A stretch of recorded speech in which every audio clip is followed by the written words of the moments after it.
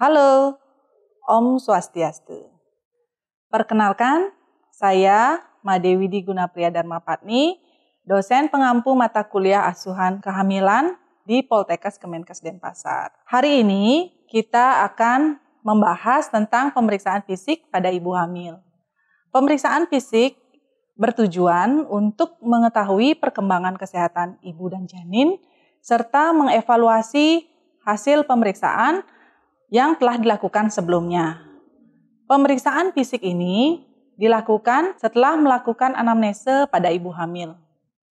Ada beberapa hal yang perlu saya tekankan dalam melakukan pemeriksaan fisik. Yang pertama, bidan harus memastikan bahwa klien dan keluarga mendapatkan penjelasan tentang setiap pemeriksaan yang akan dilakukan dan memberikan kesempatan kepada klien dan keluarga untuk bertanya, sehingga mereka akan paham tentang pentingnya pemeriksaan kehamilan. Yang kedua, pemeriksaan kehamilan harus selalu memperhatikan privasi pasien, baik itu ruangan maupun pakaian pasien. Ada beberapa hal yang perlu disiapkan sebelum bidan melakukan pemeriksaan kehamilan. Yang pertama adalah menyiapkan tempat, menjaga agar tempat itu cukup cahaya dan privasi pasien terjaga. Yang kedua adalah persiapan diri dari bidan sendiri dan persiapan alat. Alat-alat yang perlu disiapkan telah diletakkan pada meja alat dalam kondisi terbuka secara ergonomis dan mudah untuk digunakan oleh bidan. Selanjutnya, marilah kita simak video tentang pemeriksaan kehamilan berikut ini. Dalam pemeriksaan fisik kehamilan terdapat 25 langkah yang harus dikerjakan. Pertama adalah menyiapkan alat. Terdapat beberapa alat yang perlu disiapkan. Pertama, sphygmomanometer, termometer, stetoskop, timbangan, pengukur tinggi badan, funduskop atau Doppler, refleks hammer, tong spatel, senter, kom, bengkok, jam, metelin, pengukur lila, dan tempat sampah medis. Langkah berikutnya adalah menyediakan tempat yang nyaman untuk melakukan pemeriksaan. Tutup tirai ruangan atau tirai penghalang untuk mempertahankan privasi pasien. Kemudian pastikan cahaya yang cukup dan pastikan kenyamanan pasien pada saat pemeriksaan dengan menyediakan 2 bantal untuk pemeriksaan. Mencuci tangan pada air mengalir dengan mengikuti 6 langkah cuci tangan. Memberitahukan ibu tentang tindakan yang akan dilakukan. Langkah berikutnya adalah meminta ibu untuk melepaskan pakaian dalam, menawarkan kain untuk penutup tubuh, dan meminta ibu melonggarkan pakaiannya. Meminta ibu untuk BAK, serta membersihkan daerah kemaluan dengan air. Meminta ibu untuk menampung urin dengan menjelaskan teknik pengambilan sampel urin untuk pemeriksaan penunjang. Langkah berikutnya, perhatikan KU dan postur tubuh ibu, kemudian dilanjutkan dengan menimbang berat badan. Tanggalkan barang-barang yang mempengaruhi berat badan seperti jaket yang tebal, dompet, sepatu, dan sandal. Posisikan jarum skala pada angka 0 dan baca secara cermat hasil penimbangan. Ukur tinggi badan pasien, tanggalkan sepatu dan sandal, berdiri tegak lurus membelakangi skala pengukuran. Meletakkan batas skala pengukuran tepat di atas puncak kepala, kemudian baca hasil dengan cermat. Mengukur tekanan darah. Yang perlu diperhatikan, pertama, posisi lengan harus sejajar jantung atau mid-sternum. Pasang manset 2-3 cm di atas pulsasi brachialis pada fossa antecubiti. Kemudian lakukan palpasi pada arteri brachialis dengan ujung-ujung jari.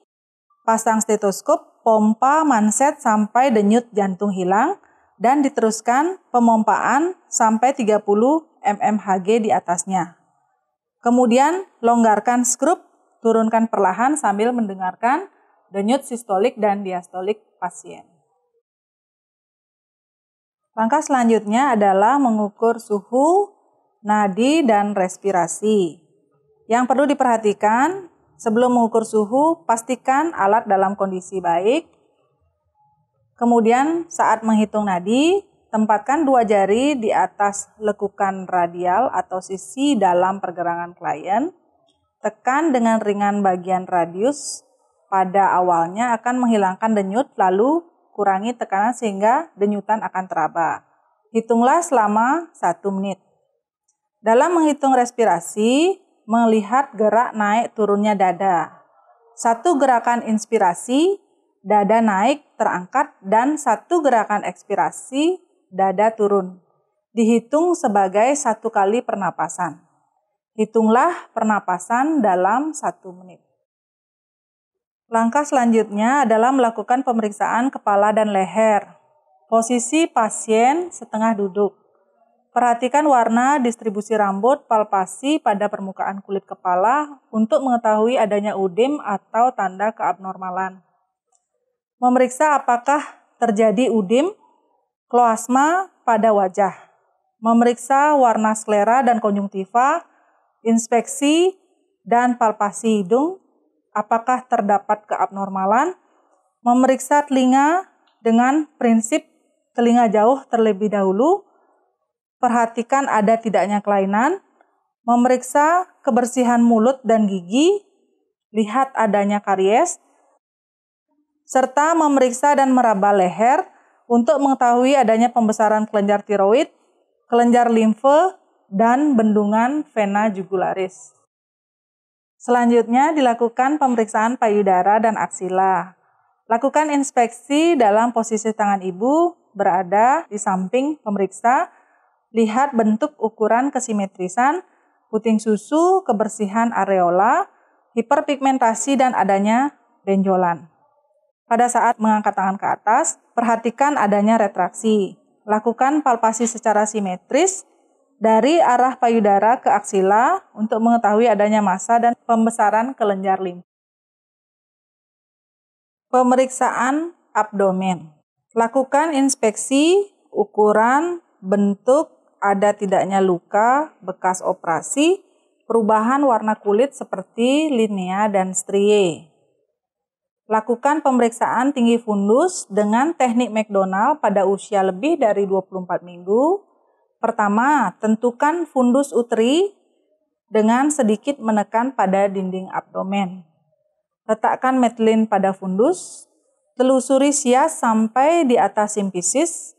Rentangkan metelin secara terbalik dari puncak fundus ke pinggir atas simfisis dan baca hasilnya.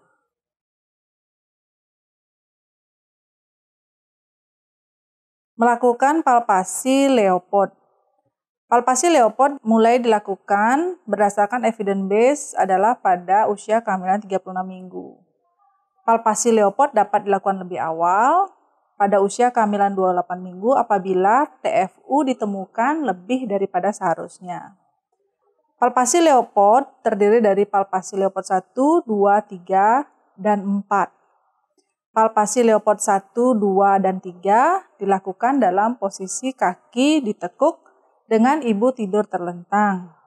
Leopold 1 berfungsi untuk menentukan tinggi fundus uteri dan bagian apa yang terdapat pada fundus.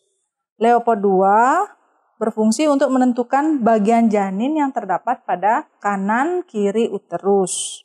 Leopold 3 dilakukan untuk menentukan bagian apa yang menjadi bagian terendah dan apakah bagian terendah itu sudah masuk atau belum. Leopold 4 dilakukan apabila pada Leopold 3 ditemukan bagian terendah janin sudah masuk PAP. Perhatikan sudut yang dibentuk oleh jari, apakah itu konvergen, sejajar, atau divergen. Setelah kita melakukan palpasi Leopold, akan dilanjutkan dengan mendengarkan denyut jantung janin. Tempelkan fundus cup pada perut ibu sesuai dengan posisi punggung bayi pada daerah perkiraan bunyi jantung yang terkuat. Kemudian tempelkan telinga dan dengarkan selama 1 menit nilai irama dan frekuensinya. Selanjutnya dilakukan pemeriksaan ekstremitas atas dan ekstremitas bawah. Pemeriksaan ekstremitas atas dilakukan pada tangan kanan dan kiri untuk melihat adanya udem, kondisi kuku, ujung-ujung jari, warnanya apakah pucat atau tidak. Ekstremitas bawah dilakukan untuk melihat adanya udem, kondisi kuku, ujung-ujung jari apakah pucat atau tidak, dan melakukan pemeriksaan varises dengan cara memiringkan pasien. Langkah selanjutnya adalah pemeriksaan genitalia eksterna dan anus. Bantu ibu mengambil posisi dorsal recumbens dan tetap menjaga privasi pasien. Gunakan sarung tangan, lakukan vulva hygiene, dan lakukan inspeksi pada klitoris, lubang uretra, introitus untuk melihat adanya pengeluaran, pembengkakan, ataupun massa. Apabila diperlukan, dapat melakukan palpasi pada kelenjar Bartholin dan jangan lupa untuk melihat adanya hemoroid pada anus. Tetap amati wajah klien untuk mengetahui apakah pasien merasa nyeri atau sakit. Langkah berikutnya adalah mengukur lingkar lengan atas atau lila dan memeriksa refleks patella. Lingkar lengan atas diukur pada lengan yang tidak dominan atau tidak aktif dipakai oleh pasien. Ukur lingkar lengan atas antara ujung prosesus acromial scapula dan olecranon ulna dalam sentimeter. Kemudian dilanjutkan dengan pemeriksaan patella. Refleks hammer diketukkan pada tendon di bawah lutut sambil pasien disuruh melihat ke tempat lain. Setelah melakukan pemeriksaan lingkar lengan dan refleks patella, beritahu bahwa tindakan telah selesai dilakukan. Persilakan pasien untuk mengenakan pakaiannya kembali, rapikan alat, dan cuci tangan. Demikianlah praktik keterampilan pemeriksaan fisik pada ibu hamil dari kepala sampai ujung kaki. Semoga video ini dapat bermanfaat bagi kita semua. Terima kasih. Om Santi Santi Santi Om.